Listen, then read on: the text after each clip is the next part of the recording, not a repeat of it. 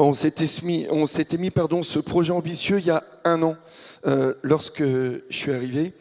Et je l'ai posé sur la table avec mon conseil d'administration. Et je remercie le conseil d'administration parce qu'ils ont énormément soutenu la démarche, énormément soutenu cette envie d'aller poser une vision à 10 ans, produit en Bretagne 2033.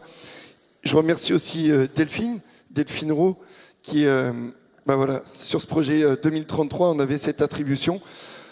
Je remercie aussi énormément Malo parce qu'il s'investit. Je pourrais passer ma vie à remercier, mais voilà, ça fait partie des personnes qui ont beaucoup soutenu ce projet. Je veux bien l'avoir à l'écran, ça sera beaucoup plus simple, s'il vous plaît, si c'est possible. Super. Ça, c'est ce que je vous avais dit il y a un an.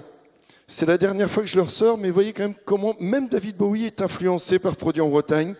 Tout ça, c'est authentique. C'est authentique. Demain appartient à ceux qui peuvent le voir venir. Voilà ce qu'on disait. Et c'est vrai qu'on traite beaucoup de sujets court terme parce que c'est nécessaire. GT Logement, GT Énergie. Il faut aussi qu'on regarde de loin par rapport à l'évolution de notre association. Donc pourquoi on a fait ça? Regarder plus loin, construire collectivement en interne et en externe. J'entendais parler de sociocratie tout à l'heure. Formidable de construire ensemble un projet stratégique à 10 ans. C'est la première fois. Pour mieux identifier les enjeux de façon complètement partagée. Mais aussi pour les cibler, parce qu'on verra bien évidemment qu'on ne peut pas tout faire, et les prioriser, parce que ça, c'est de la planification. Pour renforcer nos interactions, nos synergies sur le territoire, on n'est pas seul en face des enjeux, on n'est pas seul en face des défis. Comment on bosse ensemble? C'est le sujet.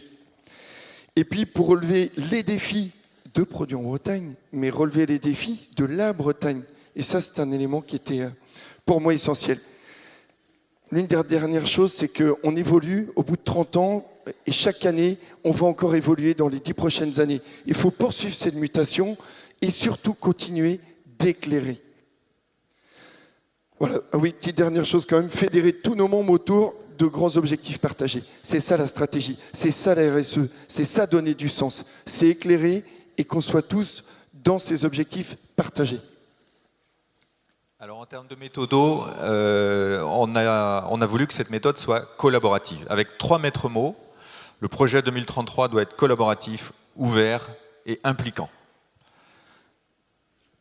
Beaucoup de parties prenantes ont été consultées, les adhérents bien sûr, les délégués, les délégations, le conseil d'administration, le comité opérationnel, les équipes de salariés, les réseaux bretons, les jeunes et la presse. Avec des moyens d'action, des moyens d'enquête très variés, hein, réunions, questionnaires, micro-trottoirs, études, séminaires, SWOT, et j'en passe beaucoup. Dans la chronologie, ça a démarré l'année de l'élection de Jean, hein, qu'il a annoncé dans son projet. Ça, c'était à l'AG 2022. Puis dès mai, avec Delphine, on a commencé à structurer quelque chose à l'AGACI, avec le COMOP. Le séminaire du conseil d'administration, c'était son menu principal. Et là, on avait vraiment bien, avec Delphine, préparé le travail. Ensuite, on a consulté l'équipe. Delphine est venue consulter l'équipe en septembre 2022.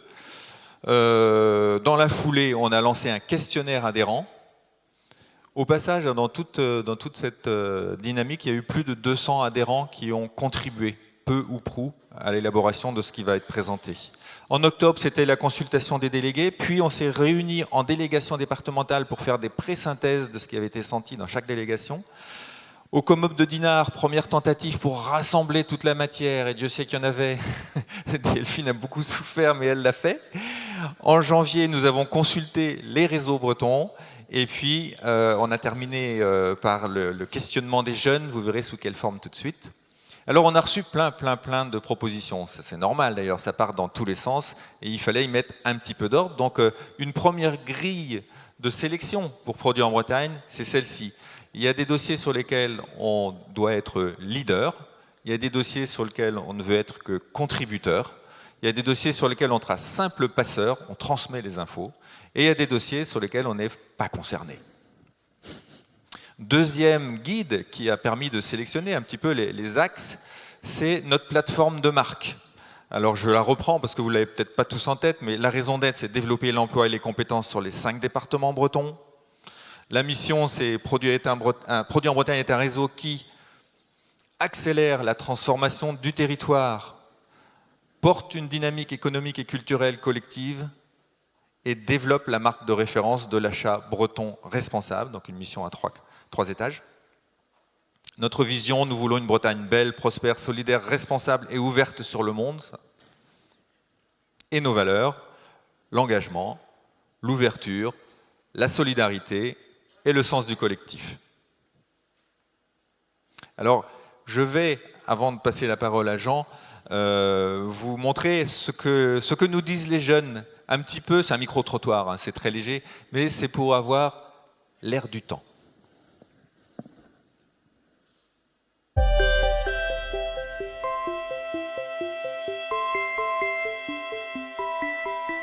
C'est peut-être la mer et le soleil, jaune, bleu, avec le phare. C'est la nourriture. Oui, il me parle, mais où est-ce que je l'ai vu, je sais pas. Un produit en Bretagne, pour moi, c'est un lobby agro-industriel qui favorise les grosses entreprises notamment. Produit en Bretagne, c'est plus une vision plus économique en fait, avec des entreprises qui sont tournées sur une production ancrée dans le territoire aussi. Plus qu'un label, c'est un défenseur du territoire économique, du territoire social, de la Bretagne et de ses traditions également. C'est là où je suis né, là où j'ai vécu, donc c'est tout en fait. Toute ma culture, c'est une histoire assez importante pour moi. Un des plus beaux endroits de France pour moi. Je trouve qu'on a quand même une assez grande solidarité entre Bretons, quoi. Voilà, c'est ça aussi la Bretagne, c'est un mouvement et un mouvement permanent. Je la vois belle, enfin je l'espère. Il y a peut-être plus de transports en commun, plus de bâtiments peut-être rénovés ou des choses comme ça. À cette allure-là, on la voit grandement renier sur ses bords de côte, avec une prolifération des algues vertes si on ne fait rien au niveau de l'agriculture. J'espère que le paysage ne se dégradera pas avec la crise environnementale, même si... Plus tard, la Bretagne, je pense que ça va se développer de plus en plus et qu'il y aura de plus en plus de monde à vouloir venir vivre en Bretagne, notamment des Parisiens. Une belle région. Dans 10 ans, 10 ans c'est déjà la moitié de mon âge. Je sais pas si je resterai en Bretagne. Sûrement travailler dans une plus grande ville ou même métropole et revenir vivre ici. Je pense pas être encore en France dans 10 ans. Vivre en Bretagne, j'aimerais bien rester sur Rennes ou alors aller à la mer et travailler dans une boîte plutôt locale. Dans 10 ans, je me vois toujours travailler en Bretagne, je me vois bien implantée. C'est une région qui plaît autant sur la vie pro que sur la vie perso. Je serai toujours en Bretagne, j'en suis sûre, et toujours dans des entreprises qui me tiennent à cœur également, qui ont des valeurs qui me ressemblent. Au niveau de la pollution, si ça continue comme ça, ce ne sera pas au top. C'est pour ça qu'il faudrait agir maintenant. Pour moi, le premier défi il va être écologique forcément, avec tout ce qui se passe en ce moment. Je pense que ce sera l'écologie et arriver à muter dans cet environnement qui change tous les jours. La communication envers les jeunes. De nos jours, j'ai l'impression qu'on perd intérêt dans pas mal de choses. Il y a aussi ces questions de logement, essayer de voir si les entreprises peuvent également faire un lien avec le logement, parce que des fois c'est galère aussi pour se loger aussi. J'espère que dans 10 ans, Produit en Bretagne, ce sera étendu au maximum sur tous les sujets, que ce soit sociétal, que ce soit économique. Et j'espère que ce sera un vrai guide, même pour nous, pour les jeunes aujourd'hui, à travers notre vie professionnelle. Bon.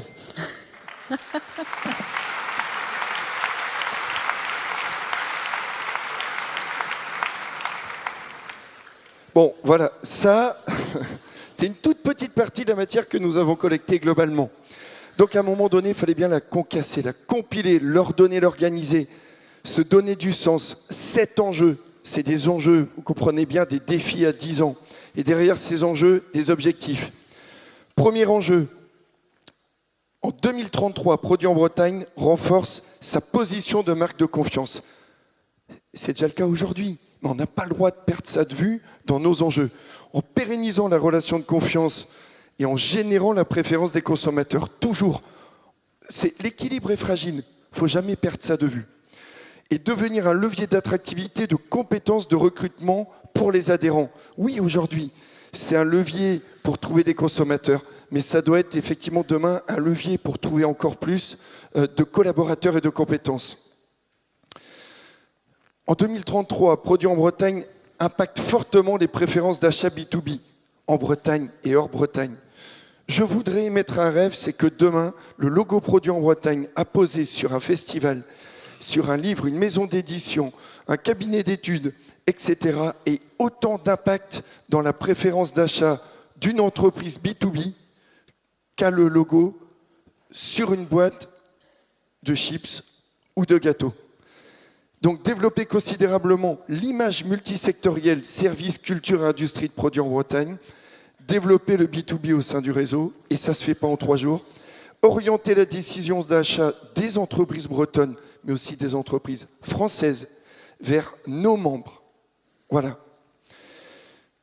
En 2033, Produits en Bretagne mesure et prouve son impact positif. Vous l'avez vu depuis tout à l'heure, on mesure beaucoup de choses, mais ça ne va peut-être pas encore assez loin sur tous les sujets. Aujourd'hui, on est dans un monde de la preuve, pas dans un monde de la promesse. La promesse, c'est beau, la preuve, c'est ce qui accrédite la promesse.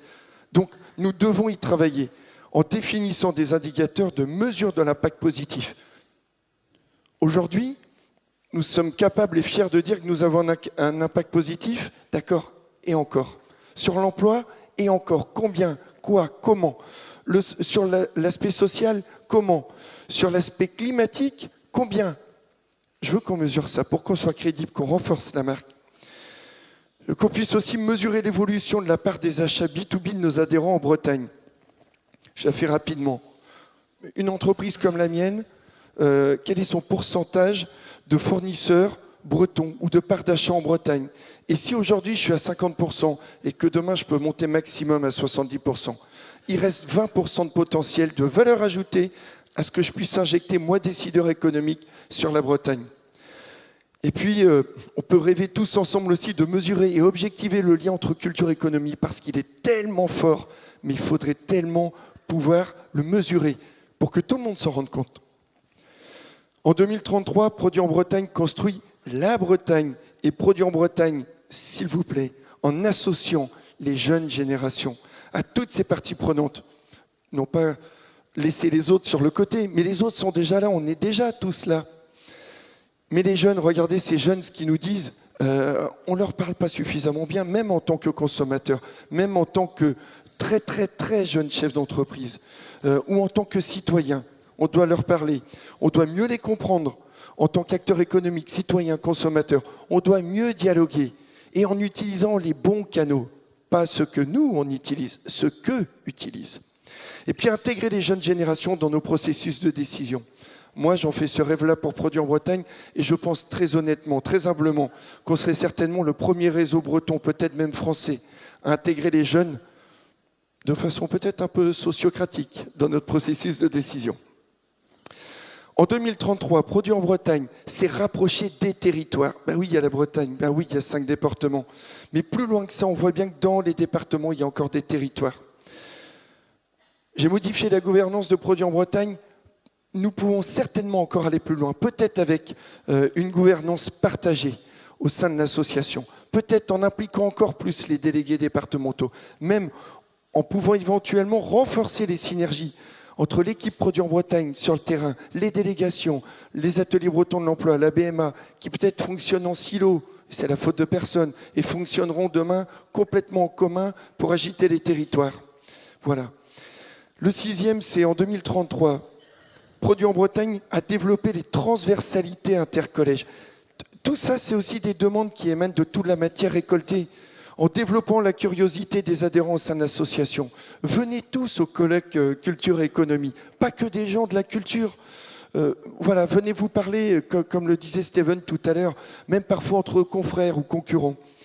Et puis mieux connaître et mieux utiliser les outils disponibles, les délégations, les événements, etc., etc.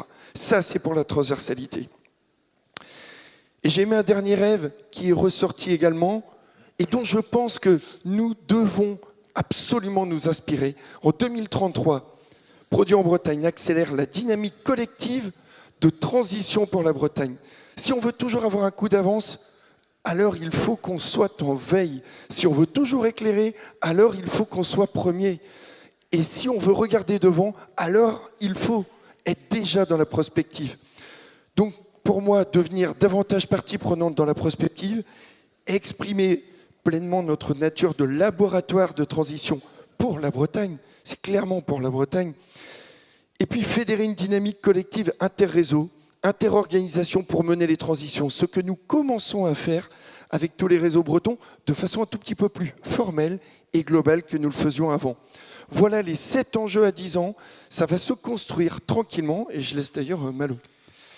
Oui, parce que vous voyez bien qu'on n'est pas au bout du chemin. Il y a une prochaine étape, et la prochaine étape, on va la construire avec le réseau. Et on va la construire au premier semestre de l'année qui vient. En fait, le conseil d'administration va avoir pour mission de rédiger une espèce des bons de commande ou une feuille de route qui va adresser aux différentes instances de produits en Bretagne pour que vous puissiez proposer, transformer les enjeux et les objectifs en actions concrètes. En demandant également de jalonner les actions dans le temps, parce qu'on est sur un plan à 10 ans, donc bon, on ne peut pas tout faire tout de suite.